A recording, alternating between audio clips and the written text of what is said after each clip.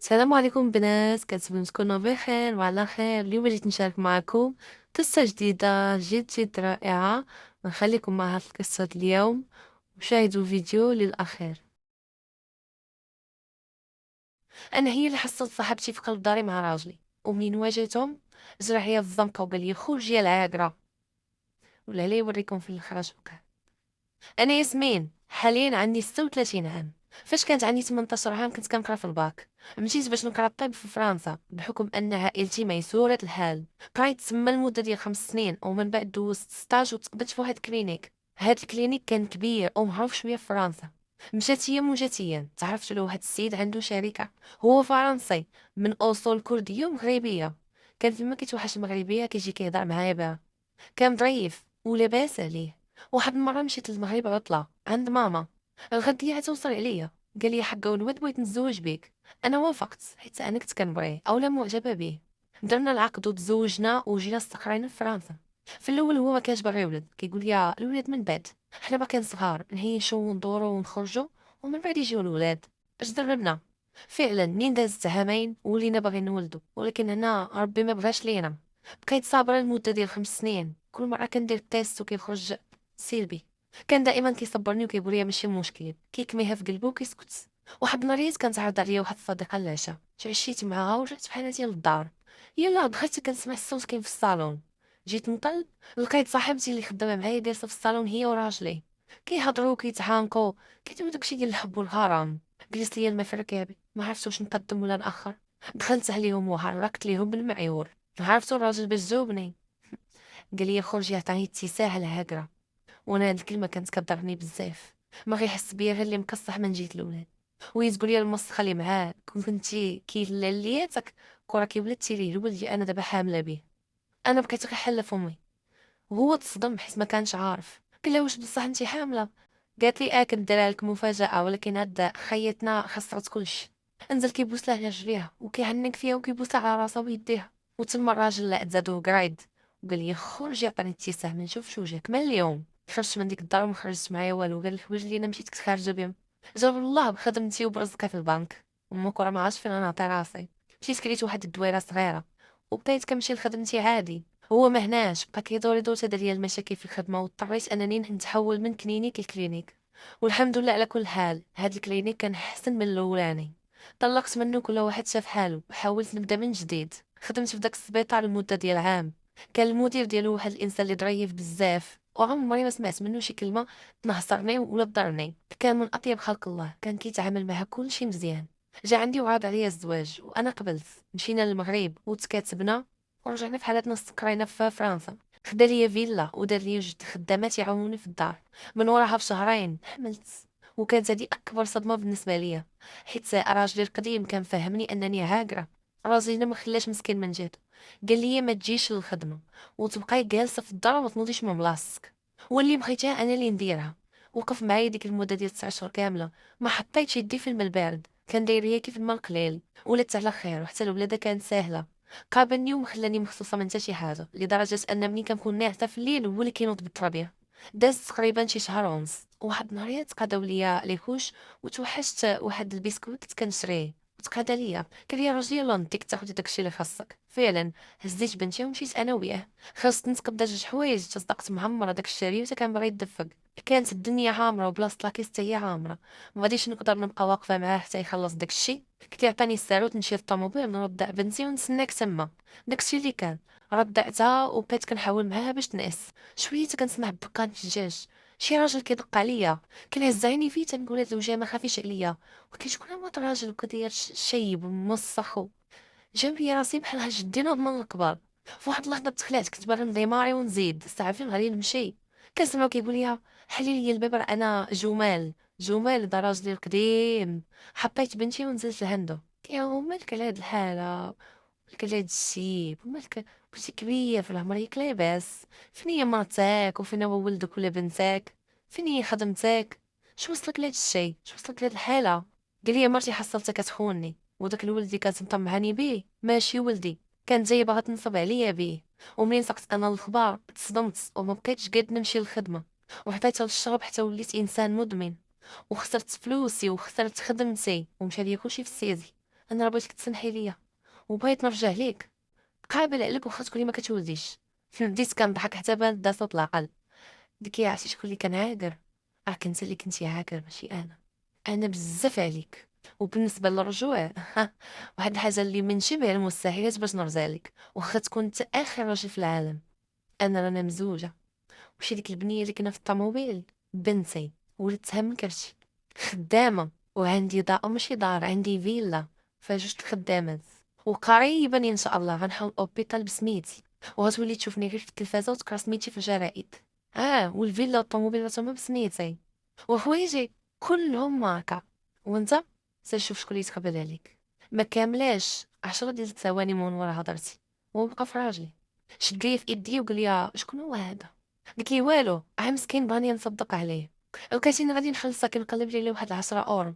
الراجل يطلع للطوموبيل وانا مشيت للساك جبت 10 اورو وخشيتها ليه في جيبه.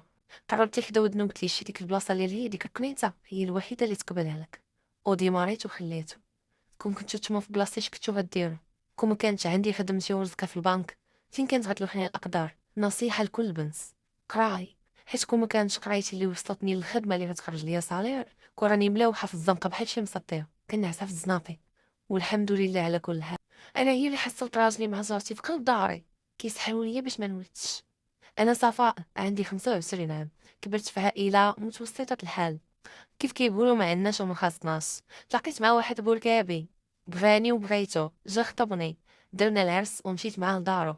عشت معاه لمده ديال عام، ما جابش ربي وليدات. قلت ماشي مشكل، الوقت اللي جا الخير ينفع.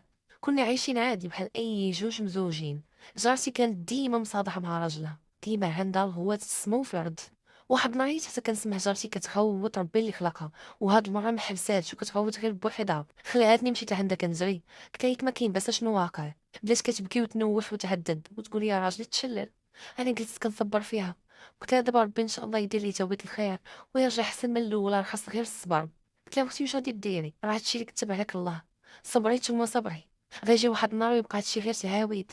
مشات ايام وجات ايام، واحد النهار قالت اش غندير ما غندير، نمشي نشوف دارنا كانوا كيعيشوا بعيد عليا، خاصني نسافر ليهم. توحشتهم وبغيت نشوفهم، شحال هادي ما مشيت لعندهم. قلتها لراجلي، قال لي سيري الله يسهلها لك، دور معايا. جمعت حويجاتي ووصلني للمحطة، شديت الطريق عندهم، جلست معاهم مدة ديال 15 يوم. وفي هذه المدة اكتشفت أنني حاملة. فرحوا معايا عائلتي والدي وخوتي. قلت خصني ضروري نمشي فرح راجلي، وبهذه المناسبة ندير لي شي حفلة ونصدمو. ما كنتش عارفة راه أنا اللي غادي نصدم. شديت الطريق ووصلت للدار، حليت بالساروت والدخله اللي غادي ندخل، حتى كنسمع في الصوت جاي من واحد البيت لداخل. كنشوف راجلي وماشي بوحدو، معاه جارتي، هازين حوايجي الداخليين وجالسين كيسحروا ليا فيهم. هي كتعزم عليهم وداك خانز لافه تاع راجلي جالس معاونها. انا دارت بيا الدنيا، ما عرفتش اش غادي ندير. اول حاجه فكرت فيها انني نتخزن عليهم باش ما يشوفونيش، باش نشوفوا واش غادي يديروا من بعد. وفي ديك اللحظه السينتا كلها دارت ليا في راسي، وتفكرت نهار حوتات ونزلت لعدا وقالت يا راجلي تشلل. اكيد غتكون دارت لي شي حاجه، ماشي غير جو تشلل بليله ونهار. السيد كان فحص لام عطا طايحه وحده، وهما غير كملوا داك التخربيق ديالهم وخرجوا سدوا الباب. انا شفتهم كانوا دخلوا البيت النعاس، منين قلبت من وراهم لقيتهم خشاو لي داكشي تحت من الناموسيه. جلست وشديت في راسي، اش غندير ما غندير. تفكرت واحد الراقي كانوا كيعاودوا لي عليه ساكن غير حدانا، كيعاودوا لي راجل مزيان. ولكن انا عمري الصراحه ما مشيت لعنده، وعمري ما تخيلت راسي ان غتكون عندي شي حاجه بحال هادي باش غنحتاجو. هزيت داكشي ومشيت كنجري لعنده. وبطل لي داك الشيء وقال لي هادشي راه دار لك باش ما تولديش. جايه في الطريق وكنخمم اش غندير ما اش غندير. قلت نعيط لختي. اختي كانت ساكنه غير حدايا تما في النواحي. فعلا جات كتجري مسكينه. عاودت لها كلشي، قالت لي يلاه نطلعوا للدار نشوفوا شنو فيها. فعلا شدت ديك الدار مسكينه خملتها من راسها لساسها. لقينا هدايا سحور واحد اخر عاوتاني، هذا راجلي. حيت هادشي اللي قال لي الراقي فاش مشيت لعنده. قال لي هذا راه مديور باش راجلك ما ينفنف ما يدوي، واللي قالتها ليه يديرها، ويبقى ديما يمشي عندها غير هي. وهذا الشيء فيه تتقوف من ناحيتك نتيا. وي. وانا داكشي غدو كنغرق فيه، كي غندير؟ المهم غنبدا. كنت غندير تنتفك من هاد الروينه كامله. رجعت للدار انا واختي وبقيت على البكا، حيت ما عرفتش منين غادي نبدا. شويه كنسمع راجلي يخوت واحد الخوته، وخرج كيجري في الزنقه وهي تبعاتو. ومن حسن الحظ ديالنا حنا خلات الباب ديال دارها محلول. اختي زاحمتني وانا زاحمتها ودخلنا لدارها. جلسنا كنبكشو تما، انا كنت متيقنه انني غنلقى شي حاجه اخرى. وفعلا هادشي اللي لقيتو، منين ديتو جاني الراقي، قال لي هادشي ديال راجلها ودايره عليا باش يتشلل ويتزيزن وما يبقى يقدر يدوي معاه حتى حاجه، ويشد الركنه ويبقى بحال هكاك حتى يموت. راجلي كان واحد السيد لاباس عليه، عنده اللي يتحرك ما يتم، اكيد بغات تصيفطوه وتبرع هي بكل شيء. من جايين راجعين مشيت قعدنا عند راجلها وعاودت ليه كل شيء. السيد سبحان الله العظيم غير بطمنا ليه داك الشيء وبدا كيحرك في رجليه وبدا يحرك في ذاته. هو بطبيعة الحال غير عاودنا ليه اكد لينا داك الشيء كان كيشوفو بعيني كيدار قدامه، ولكن مسكين ما عنده ليه جهد. الصحة اللي غيوقف بها باش يهضر اداتها ليه. خرجنا من الدار حنا بثلاثة، انا واختي وجاري، جلسنا في طوموبيلته خليناهم حتى جاو. ايوا طلعنا واجهناهم، وهنا اكتشفت ان جارتي غير مني حاسداني على راجلي اللي كيتعامل معايا زوين ومخلي ما يدير على قبلي. جارنا هنا قال لي سيروا نتوما وخلوني مني ليها. جالسه كنزرم حوايجي انا واختي حتى سمعنا واحد الغوته، من وراها جا واحد الثقيل. انا عرفت ان جاري دار شي حاجه لمرته وخرج على راسه. انا ما تصوتهمش، جمعت شطيت انا واختي ودردمنا، شدينا الطريق لدارنا. مشيت عاودت لهم كلشي. هنا صدرنا تصدموها من جهة راجلي وقالوا لي هادشي كامل يخرج من هذا. جلسوا كيصبروا فيا وقالوا لي الحمد لله وشكرا انك اكتشفتي هادشي كله وكون بقيتي غافله. وفعلا كون بقيت غافله قرروا على ما شنو وقع لي لانه ولا اللي فكش. الغد اللي وصل ليا راجلي كيطلب وكيزاوق باش نسمح ليه، انا ما عطيتوش وقت، قلت لي ما بقى بيني وبينك والو. الساعه دخلوا العائله ما بيناتنا وقال لي يا بابا انت كتشوفي بنتك وش على عينك وكل شيء شتي انت راجلك راه ما دار لا بيدي لا برجلي وكوني واقعيه شويه. انا دورت ديك الهضره في راسي وقلت ماشي مشكل نعطيه فرصه اخرى واخا نقولوا انه ما دار لا بيدي لا برجليه. المهم ردينا المياه الى مجاريها وتصافت الخواطر. رجعت انا وراجلي لدارنا واكتشفت ان فعلا زاري صفها لمرته وحكموا عليه ب 19 عام ديال الحبس. خرج على راسو على قبل وحدها ما كتسوى ما كتصلح، ولكن انا هضراه اي واحد في بلاصتو يقدر يدير كثر من هكاك. كان في استطاعته انه يطلقها ويخليها تمشي في حالاتها ويعيش هو حياته. هي مشات للكبر وهو مشى للحبس. المهم من هادشي كامل من بعد بدلت انا وراجلي السكنه وبدلنا نفس الفراش وبدينا من مده وجديد، ولدت على خير وبخير. تزادت عندي بنيه ومن وراها تزاد الولد. هو دارنا باقي دابا لا استني باش نزيد تالت وانا كنقول لهم بركه عليا ما عندي فين نزيد. ان هي اللي بركا دخلني على اساس بنت ومشيت لعنده برجليا وتعالوا تسمعوا تشوفوا شنو وقع ليا. انا صفاء عشت في عائله ميسوره الحال، كنا حنا 4 ديال الخواتات بنات وانا الوسطانيه بيناتهم. ملي كانت عندي 18 عام عادي طالع انا زاد في الفيسبوك حتى جاتني واحد دعوة صداقة قبلتها. لقيت واحد الولد عنده 20 عام، بقيت شي سيمانة وانا كنهضر معاه شوية ويدخل معايا صيفط لي نمرة التليفون ديالك. ها انا قلت ليه التليفون لا ما نقدرش، نمرتي كنعطيها غير للبنات سمح لي. عرفتي ماما تحصلني عاطي انا ما شي دري، وهي نهار وما طريقة كتقلب لي في داك الواتساب ديالي اي يوم تخرجني في الاحداث المغربية. فهو ملي سمع هاد الهضره ما تيقنيش كيسحب لي بغيت نتعرض منه بقى فين ما يجي يهضر معايا يقول لي نمرة الواتساب. انا طلع لي الدم قلت ما اختي هاد الصداع كامل مالي القراء بناس وانا مشات ليه راسو بلوكيتو. مشات يم وجات يم وانا تنسى لي الموضوع من بالي. العكس ديالو هو ما تنساش ليه. دخل عندي المره الثانيه على اساس انه بنت، بقيت كنهضر معاها مده وهي ما حاطه حتى شي تصويره في البروفيل ديالها. واحد النهار وهي تقول لي عطيني نمرتك وانا حيت هي بنت اكيد غنعطيها لها. كنت ما نقول لها نهضروا ابل ولا تصيفط لي اوديوز ما كتبغيش. واحد النهار هي تويط عليا الدم قلت لها شوفي كلمه من الجوج، عا ديري معايا مكالمه ابل فيديو ولا اوديوات يا اما غادي نبلوكيك. هو هنا مشى عند بنت خالته وعطاها هضرت معايا وهنا انا تفيقت انها بنت. قالت لي اسمح لي بزاف ما نقدرش نهضر معاك راه حيت اغلبيه الوقت كيكونوا هما اللي الدار كنسي حدايا ووالديا كيمنعوا لي انني نهضر مع شي حد. قالت لي وبهذه المناسبه بغيت نعرض عليك العيد ميلادي واكيد غادي تجي ياك. شوفي كوني هانيه راه كاينين غير البنات. عافاك عافاك لما جي بغيت نتعرف عليك هكا مباشره، راك عجبتيني ودخلتي لي خاطري بزاف وانا انا ماشي من الهاكزين. مشيت قديت راسي وشريت الكادو صيفطت لي هي العنوان في الواتساب. شديت الطريق خديت طاكسي حطني حدا دارهم. الصونيت اللي غادي نصوني على ديك الدار حل ليا بوركابي. اه تما فين غنعرف هو راه مول الكونت ماشي البنت. قلت ليه شنو قلت ليه هنا شابك هو يقول لي بديت تعرفي جابني شنو قال لي ودخلني صحة للدار. ما جيت فين نغوت ولا ندير شي حاجه حتى اللي عطا الله عطاه تكرفص عليا. خرجت من الدار وانا حالتي ضايره بيا الدنيا. الشمته اللي تشمت ما كاينش بحالها في العالم. ما عرفتش كيفاش رجعت للدار اصلا وليت عايشة يامي كلها كحلة، من طالع بيا اللي خلقني، وغنزيد نمرض كتر وكتر ملي عرفت راسي حاملة، وانا كنت اكيد خصني نقولها لدارنا. تاني غبقى خازنا عليهم بواحد النهار وغادي تكبر ليا كلشي. مشيت وقلت لبابا كلشي، هو يجمع معايا بواحد الصفيقة، حتى بانوا ليا نجوم في عز النهار. ولا والديا كيتعاملوا معايا خايب لواحد راسهم كتصوروش بحال انا ماشي بنتهم عدوتهم. ماما قالت لي من دابا خصك تخرجي تقلبي على خدمه باش تهزي راسك وتهزي داكشي اللي في كرشك، بكره ما غاديش يصرف عليكم. تمشي انتي تجيبي كرش من الحرام وتجي عندنا حنا نهزوك. كنت عارفوا ما داز عليا في الهدف، كنت عارفوا ما داز عليا في السم اللي كان كيدخل ليا في ذاتي بالهضره، مو كيقول لك اللهم ضربه بدمها ولا قرصه بسمها. بقيت عايشه لو ستريس والعصاب والنيرف والكلام المسموم، حتى طاح ليا داكشي اللي في كرشي. كنت ديك الساعه عندي 4 شهور. حمدت ربي وشكرتو على كل حال، حمدت ربي وشكرتو انني تفكيت من هاد الشي بالاراده ديالو. كيفاش غنقدر نعيش في هاد الدنيا وانا معايا ولد من الحرام؟ شكون هذا اللي غيتقبلني؟ شكون هذا اللي غيدخل لي في راسو هاد القصه؟ حاولت نوقف على رجليا وقلت خصني ضروري ننتقم منه ورد حقي. عيطت لواحد صاحبتي وعاودت ليها كلشي. صاحبتي كانت كدا، كانت عفريته الا حطت شي واحد في دماغها ما كيضيبش معاها. عاودت ليها كلشي، قالت لي هادشي كامل يخرج من هاد المونيكا.